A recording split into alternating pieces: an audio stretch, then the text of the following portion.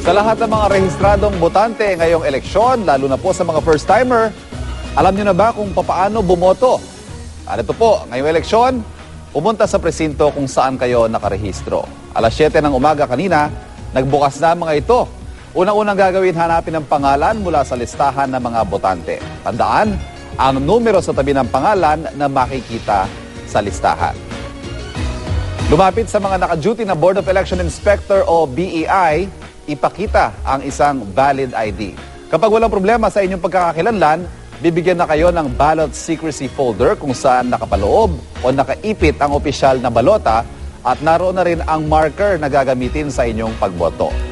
Sa itinalagang lugar ng pagboto, itiman o i-shade ng buo hindi kalahati. Itiman ng buo ang bilog na hugis itlog sa tabi ng mga napupuso ang kandidato kada posisyon.